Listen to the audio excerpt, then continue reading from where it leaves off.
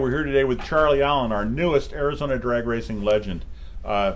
Charlie is definitely well known in not only in Arizona but all across the country and the world for number one being a drag racer, funny car racer, and then a promoter, drag strip operator in both California and Arizona. And we're excited to have you here today, Charlie. It's really a pleasure and an honor to be here. Well, you know, in Arizona, it's kind of like we know you from here, but prior to the Firebird and then Orange County, you were a drag racer. Yes. How did your passion for cars start? Where did you get into cars? When did you know you were a bit? High school, before high school. Well, high school probably. And where did you grow up? In Southern California, La Habra. So you're a California guy. Right. California car culture was huge. Right. What was your first hot rod? Your first car you had, like I said, this is mine. It was a 37 Ford Coupe with a 48 Merc engine in it. Big deal then. And it was, tuck and roll and chromed window frames and all that. Big tires on the back, little tires on the front. It was at that time, a hot rod. You're proud of it. Oh yeah. Where did you cruise it? Cruising? Pasadena, Claremont, all that.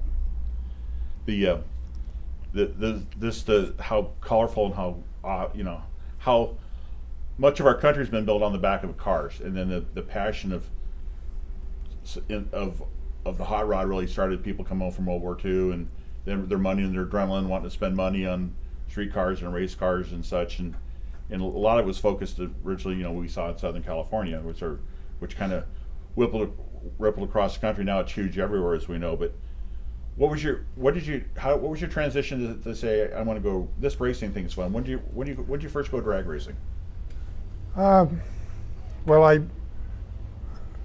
was a street racer, and in 1963, I bought a Dodge 426 Ram Charger, and let me back up a little bit. I had a Corvette that I street raced in 1959, and I street raced a 62 Dodge Ram Charger one night in Pasadena, and they're an animal at the time. And so I went down the next day and sold or traded in my Corvette and got a 63 Ram Charger, and took it home, and in the garage took the back seats out, started taking weight off it, put Enderley injector scoops on the hood over the two so it'd get air to the two carburetors, and tires, etc., and started street racing. And go ahead. This is a brand new car. Yeah. This is what we do in the whole performance aftermarket. We take something that's perfectly great and make it better. Yes, that was the hopes, and it happened. Put headers on it, etc. And so from that point on, at least all the cars I raced never got beat at street racing. Now, obviously, just somebody faster just didn't happen to show up. But and I got to tell a funny story. One day I'm at working. I was worked for a graphic designer. I was in college by then, and my dad comes walking in the shop, and I can tell he's pissed. And he said, I want to talk to you right now. So we go outside, and he says, so you got in an accident? I says, what are you talking about? And he says, well, the police just came to the house. I said, no, I didn't. And he said, well, they want to see you and your car downtown at the police thing Monday. And so, and I had 489 gears in it, so we drove to LA at 50 miles an hour. Anyway, I get there, and the cop comes out and he inspects the car. And he says, "You haven't been in an accident?" I said, "No." God, we go up in his office and sit down. He says, "God," he says, we thought we had you." And I said, what are you talking about? He says, "Well, there was a hit and run with a 63 Dodge, white one. And so we started hitting all the, Harveys and Henrys, and all the hangouts for street racers." And he said, they started asking everybody, they said, "Oh, that's the big white Dodge from Glendora. That's Charlie Allen." And so he says, everybody said that. He says, "So we thought we had you." And I says, "Nope, I never ran into anybody." He says, "Okay, well, keep it safe," or something like that. So I laughed. I said, "Okay," and drove home. And your dad was like, "Oh, you got away with this one," Right. Yeah. Well, he knew. Yeah. He knew. Boy, your dad comes walking in like that. You're probably like a deer in the headlights. Yes, sir. Right. My dad was tough. So great time those when you could buy a car from the factory like that. Right. And it really is we've kind of had a renaissance where you can buy great cars from the factory now. The decimal points move over a little bit, but right. The comma is, but still we can have a lot of fun. So when did you start thinking you might want to go drag racing? Well, I had, I guess I want to say, a storybook entrance into professional drag racing. I was racing at Fontana, because once in a while I'd go to the drag strip, and a guy named Maverick, who was a factory race car for Dodge, was there, and so we raced and ended up racing him in the final, and he beat me. And then afterwards he came over to my pits, and he goes, "Wow," and we're talking, and he says, anyway, it ended up, we talked about street racing, because he used to street race before he became a professional racer. And he had some heads that weren't legal for him. So anyway, he started putting his illegal parts on my car to make it go faster. And so I started helping him at the races, kind of a tire wipe situation, and did that for almost a year, well, not half a year, through the end of '63. And then in '64, they shipped him his new race car, which then he had to build, and get ready. And so he says, "Well, Charlie," he says, "do you want to drive my old one? We'll campaign 2 cars." I went, "Sure." He knew I raced. So we started running 2 cars. Even ran Indy and Phoenix and a number of up and down the coast in California. And so did that for almost a year. And then went into the National Guard for 6 months. And through that year of racing with him, I met a lot of people from Dodge. And so anyway, I get back from the National Guard after 6 months, and I get a call a few days later from Jim McFarland, not Jim McFarland. That's another guy. Anyway, McFarland was his last name. He was the head of Dodge Public Relations in California. And he says, "Charlie," he says, "I hear, glad to hear you're back, blah, blah, blah." He says, "What are you going to do?" I said, "Well, I probably just going to go back to college, And he goes, "Oh, okay, that's really good. That's.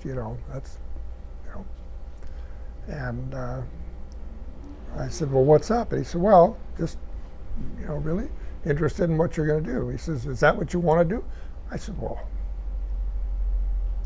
I really want to go drag racing." He says, "Are you sure?" And I said, "Yeah, I'm sure."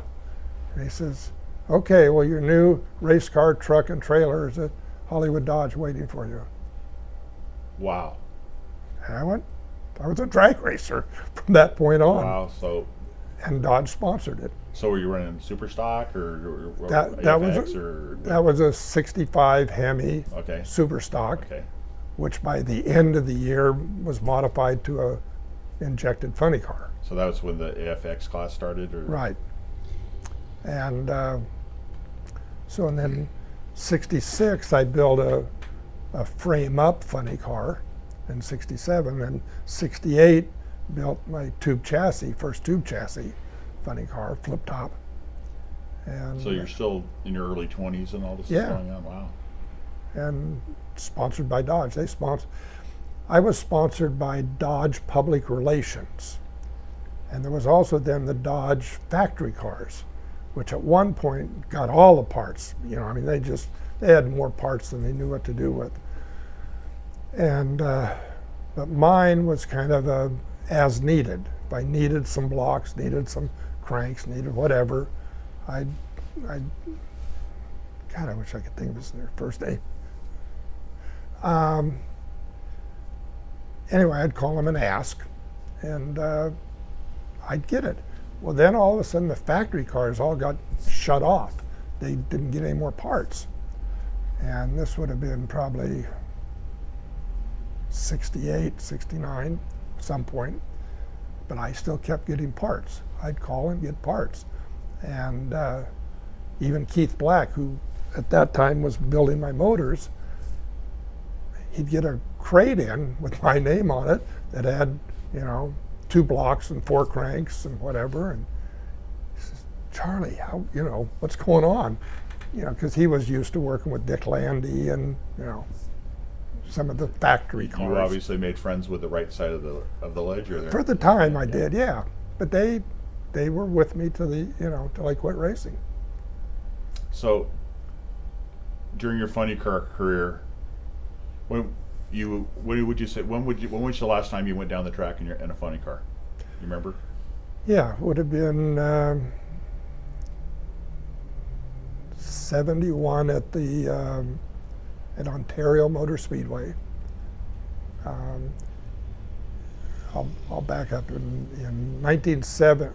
Oh, I got another great story. I call it a great story. In 69, the spring of 69, I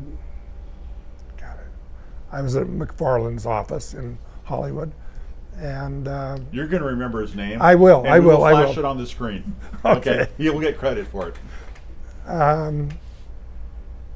And he had a rendering of the 1970 Challenger, and I went, oh, what a beautiful car, And renderings are always great, but it was really, And so then, a few weeks later, I left to be on tour, because I tour 6 months out of the year back east. And so at the start of my tour, I go to Detroit, because I used to go to Dodge dealerships and do like seminars and everything. So they'd set me up with new video and 16 millimeter projectors and all the big stuff. So High tech. high tech. So I'm sitting in the executive dining room in Detroit with the guy that's the head of shows and exhibits, Rudy Key, I remember his name. So we're sitting there, and there's a big table on the other side of the room, and all of a sudden people start filing into that table, and Rudy looks over, he goes, oh, he says, someday, he says, that's where I'm going to be. And I says, well, what's that? He says, oh, well, that's all the presidents and vice presidents and whatever of Dodge. Well, I had met, I'm going to have another brain fade here in a second,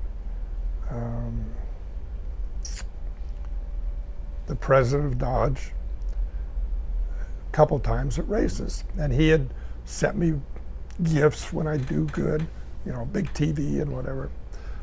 So, hate it when I can't remember things.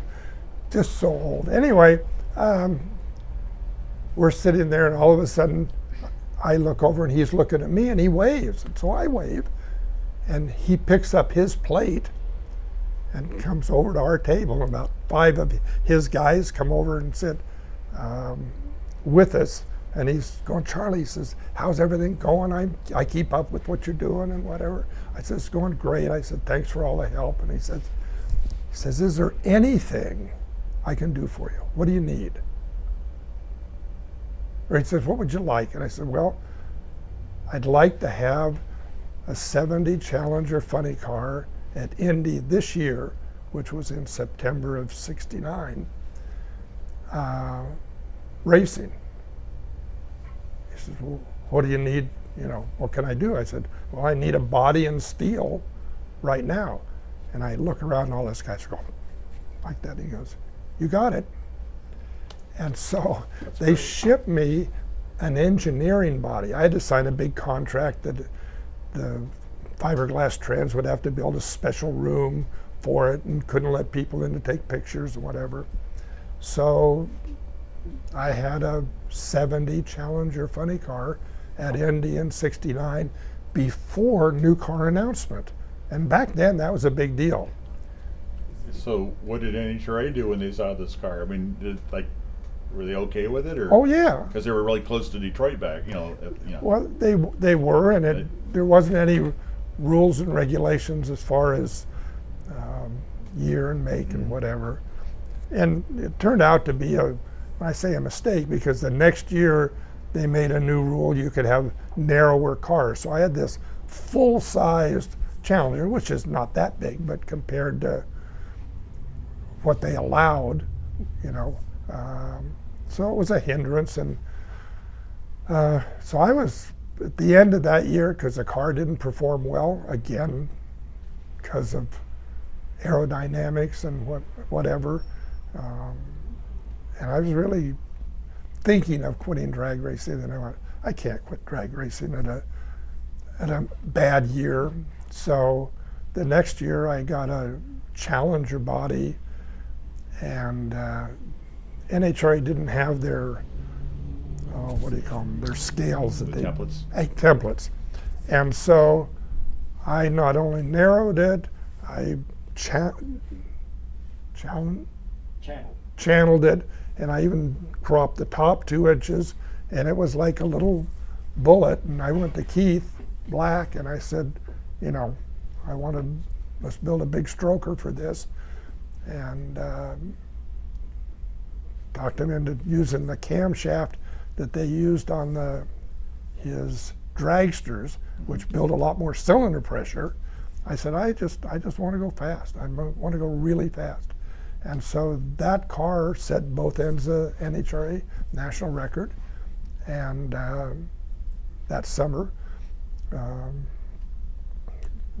ran 222, which that's big. Now it doesn't mean anything. But 50 years ago, that was pretty quick. That was 50 years ago. Yeah. It was. So you talk about the World Finals was your last race in '71? In '71. So I'm at the World Finals, and this is before everybody had the aluminum blocks with the pop-out cylinders. And I burned a piston and in there and all dirty and whatever. And golf has always been my passion. I mean, all those years, I still played golf. Yes, Ron and I played golf twice a week. So 3 times a week. Good story. And so anyway, I'm all dirty, and I look up to Upland, and there's this golf course on the hill, and it's all green and beautiful. And I went, I'm done. I'm leaving, I won't say on top, but I'm leaving credible. And wasn't 71 that Ontario race? It was like, I think it was when Garlis went like a 568 or something like that, and set the crazy record that didn't get beat for quite a while. He went way quicker than everybody else had. I remember, because I was really, the Gusick family would take me over to California, and we would always go to that race, and it was just a beautiful facility to watch a drag race. Oh yeah. And that's the last race they had there. Yeah. So, but so fast forward a little bit. Okay. So you're playing golf. Right. And you're happy with your life. Yeah. How the hell did you get involved being a track manager in the track racing promotion? Because that seems like a completely different world than just enjoying being on the links. Well, when I quit drag racing, I became a builder Okay. and played golf. Bernie Partridge, and I don't know if you knew who he was, but anyway, was a really good friend. And I'd go down to his boat and we'd hang out, whatever. And so one day he says, Charlie, he says, Bill Doner's having problems with Orange County. And he says, I think there'd be a good opportunity, if you were interested in that. And I was. And so I went and met with Bill, who I'd known for years. I raced for him at all his different tracks. So we sat down at Balboa Bay Club for lunch and struck a deal. And I bought the rights to Orange County from him because he wanted to go down to Cabo and fish. And so he bought some boats and became a captain down there. So I was a promoter. So I still was running my building business. So I'd go down there one day a week on Wednesday and go through the books and sit down. Lynn Rose was the general manager, and then I'd go to all the major events, and sometimes on the big bracket races would go there. But I really didn't go there that much. And in fact, little side note, Dallas and I were joking because when I ran the World Finals there with NHRA, the first one I ran, and I had always charged for parking. Well, NHRA never charged for parking. And so Dallas comes out in the parking lot on Thursday. He says, "What's going on here?" I said, "What do you mean, what's going on?" I said, "I'm charging for parking." Well, we don't do that. And whatever. I said, "Well, You taught him something. yeah," and he laughed. He says, "Yeah, we started doing it at all the tracks except Gainesville. They've never done it at Gainesville." But It's amazing because going to Pomona can be almost expensive getting a parking car. Yeah. But was that your first national event at Orange County? Was the World Finals that year? right, And that track was so beautiful. I mean, it was just a great venue, and that was the first super track as far as I can really think of. It was just it had Hollywood written all over it. It had Southern California written all over it. But it was on land, Irvine Company owned it. and they had other Plans. ideas what they want to do with that land. Well, and when I bought it from Bill, they were ready to throw him out. The county was after him and whatever. It was in real disrepair, and I spent almost $300,000 refurbishing it, so to speak. In that was 79. That's a lot of money. That was a lot of money. Still is, but that's a lot of money then. It was. I had two partners. One of them, Bill Guptill, who was also a partner at Firebird, and he questioned my sanity, but he did it, and it turned out it was well spent because it got a lot of press and got it back to the Hollywood years, so to speak. In that you did, and then move ahead, and you had the last drag race there. Right. Yeah, that was, when I say a big money year for me, the 64 Funny Cars was the big event. Yeah, absolutely. It was bigger than the national event. The manufacturer type meet. Yes. And so I booked all the cars for 2 weekends in a row. And I told Steve Evans, who was announcer, but he also cut all the radio spots. And I told him I told him what I was doing. He says, "Charlie, only you." So anyway, we had the 64 Funny Cars, and sunk the place. Had to close the gates. Traffic was backed up because it was the last 64 Funny Cars. And so Monday morning, the radio spots are, something about talking about that they had to close the gates and everybody couldn't get in, and Charlie's going to bring it back one more week. So we brought it back and sunk it again. Going out with style. What? You went out with style. And so then we had the national event, and then had the last drag race, which and sunk it there. So that was a really good year. So, but knowing that the end was coming, how did the opportunity? You know, what we here in Arizona, we're glad you came. And really, I remember I had a speed shop. And I remember all the buzz going on about the drag strip, and it's going to have a concrete starting line, and people would go out and stand on Maricopa Road and take pictures of the drag strip under construction. They bring them back to me, and I was like, we're all really excited about it. How did that come about? Well, part of it was because I had such a really good year the last year, and said we want to do this some more. So I had that whole last year I had been looking in Southern California for another site, and I mean going out to the old Fontana and whatever, and just there wasn't anything. You know, you could see the handwriting on the wall because I'd go talk to city planners and whatever in the different cities. And so I started up the coast looking up, you know, even towards Fremont and whatever.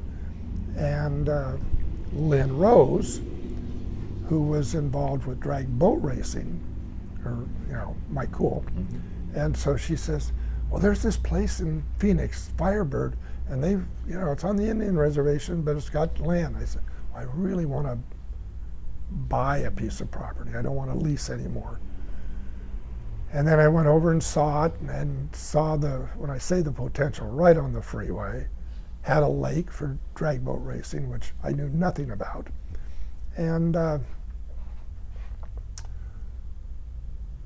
so I started dealing with the Indians. I flew to Phoenix 52 weeks in a row.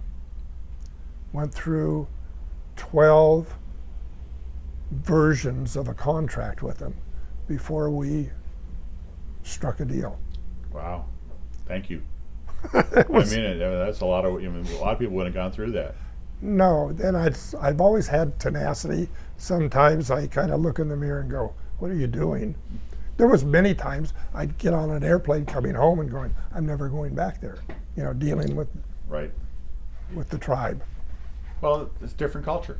Yeah, and back then, it was totally different culture. No, prior to that, I mean, they didn't have a lot of, you know, they have a lot. And the great thing is they sent their youth off to colleges, and they've all gotten, you know, they're all great business, you know, business people and such now. But back then, you had to paint the picture. Oh yeah, and it was interesting dealing with them. Right. So you got it going. You got the contract signed, and anyways, you got the contract signed. And grand opening of the track. That was, I think, August. Was it August 24th or something like that? Or I don't remember. Yeah. I don't know why the date sticks out in my head. Well, we were looking forward to it. It was huge. Well, I also built the clay oval there.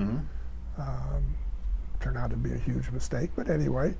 And the opening weekend at the drag strip, I remember Jim Dunn. There was a fence at the end of the track, a chain link fence, and he went through it at 100 miles an hour, and he was a friend. And a friend. Yeah. Luckily, he was a friend. Right. So, in the next few weeks, we extended the track. Opened it up. And then it took me a year to get it legally that I could use it as an easement. I remember being out there in the early days when they come off the other road there and think that was some people have randomly everyone saw somebody drive down the drag strip out from the other way, not knowing where they're after they went through the desert or something like that. And yeah, and it's like you know, of course the satellites coming in, they just shut everything down. But they'd go into the desert, turn around, come back. Yes. Okay.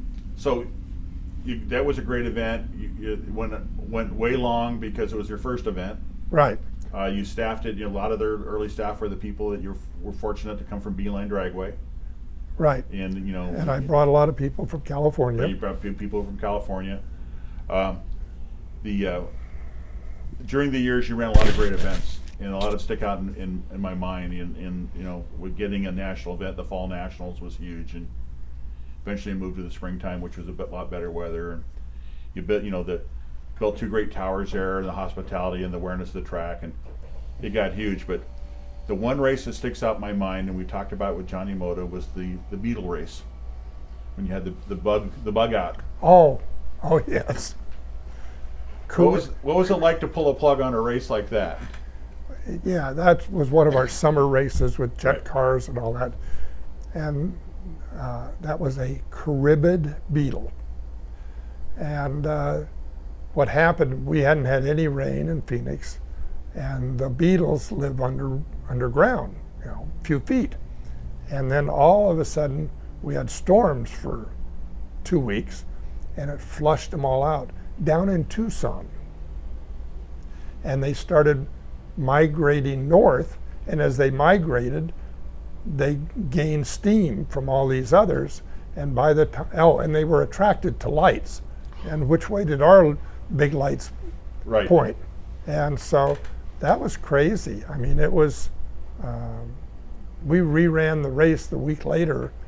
And nobody had ever seen anything like it. It was Oh, just no. like cars were slipping, they couldn't get traction, and Oh, Yeah. the back wall was 1.5 feet deep, Mhm. where I mean, it's like the locust back east. so all the craziness that you know, I mean, you've had, most events have been just great events, because that has to probably be among one of the craziest things you ever had to do as a promoter.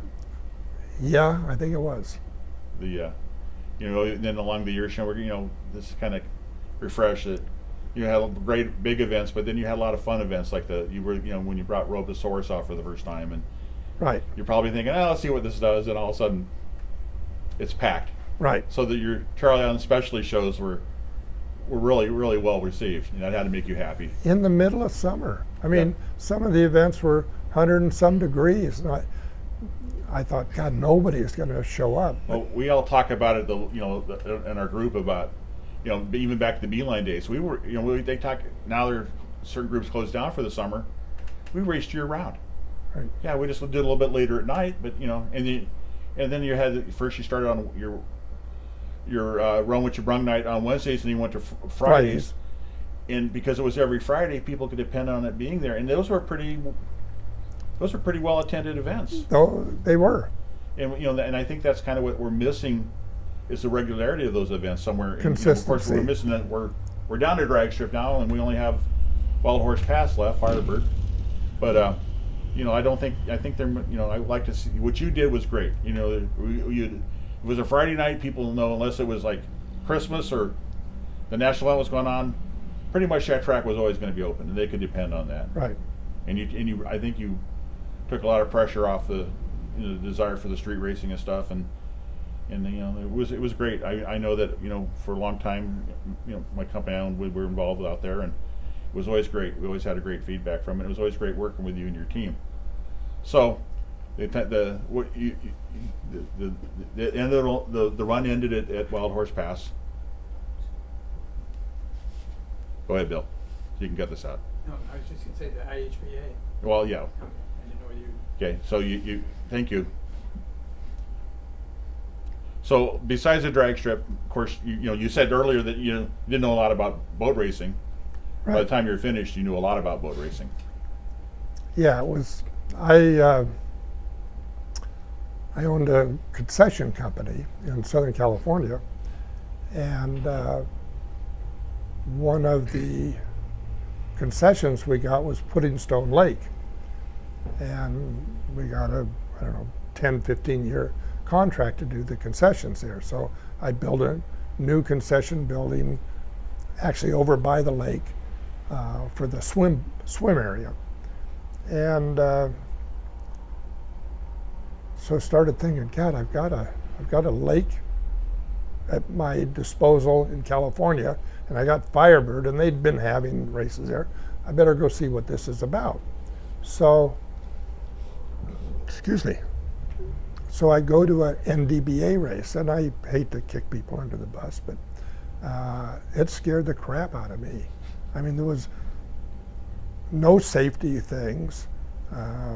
They'd get in fist fights on the starting line because of their timing system. They had one guy that could what they call flashlights down, and so you had to supposedly slow down as you were coming to the starting line.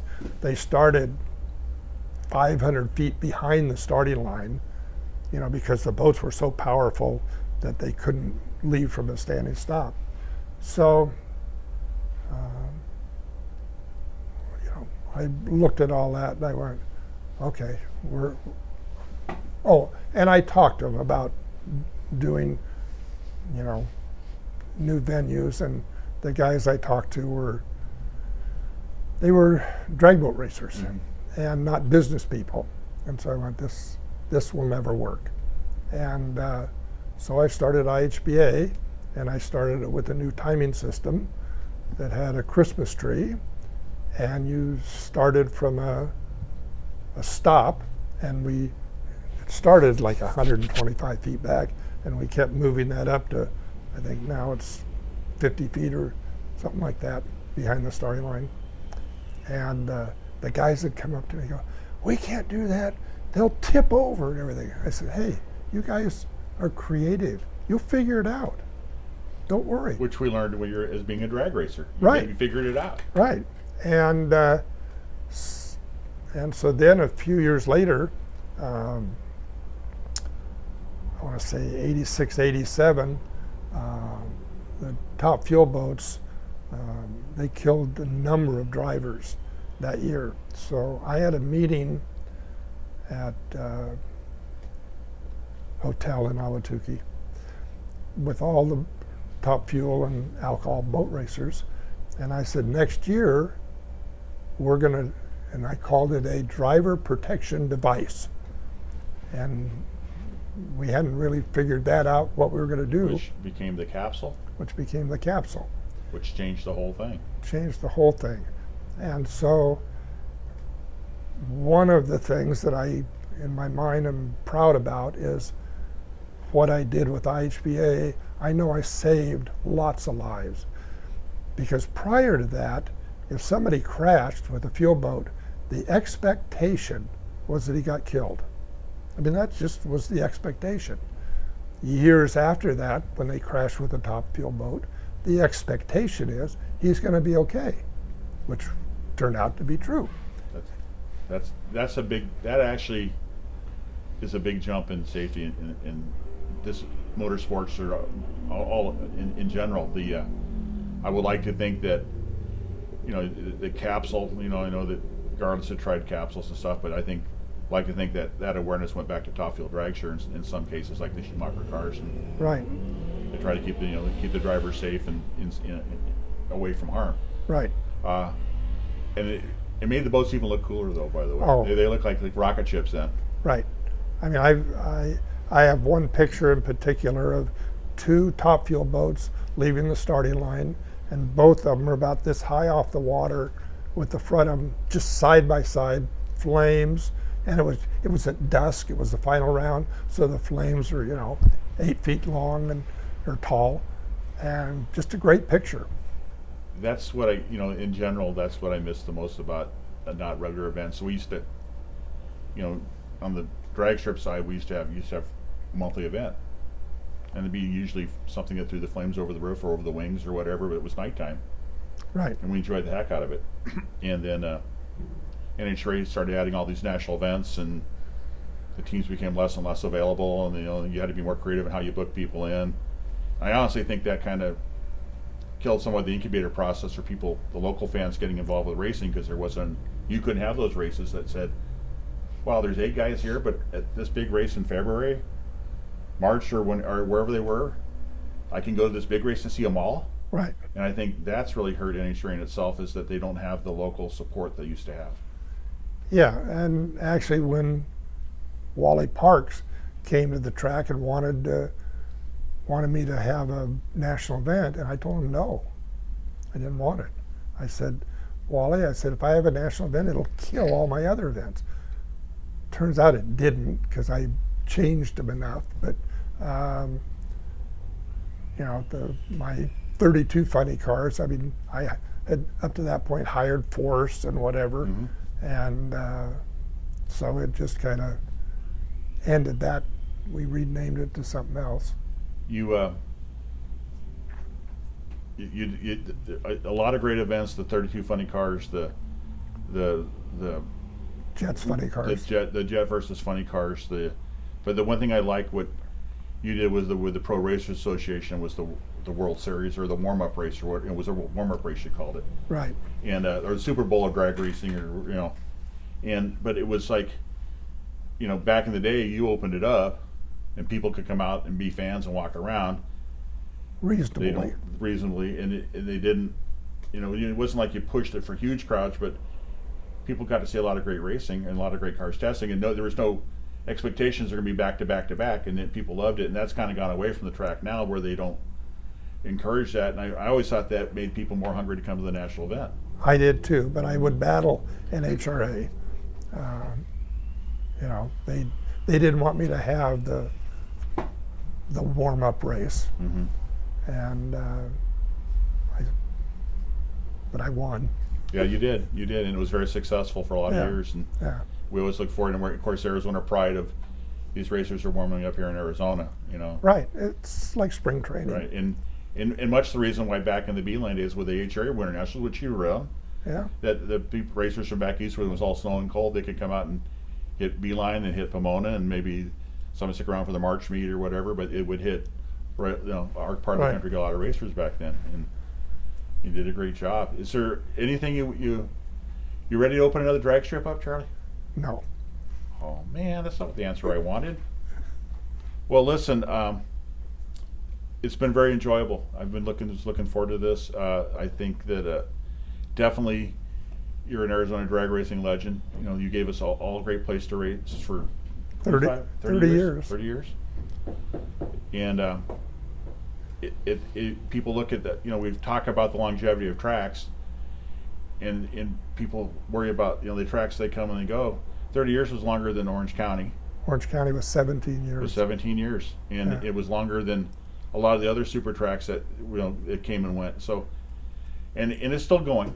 And the track is still there, but you know, the pride that you have, because there's very few tracks like Bandimere or Norwalk that have been there forever and ever. But the thing they have in common is they all have promoters that had passion for the sport and the event and brought good shows to the people, and we really appreciate that. Right. We appreciate you being here with us today, and you know, this thank was you fun. again for being a Arizona drag racing legend. Thank you. Okay, thank you, Charlie.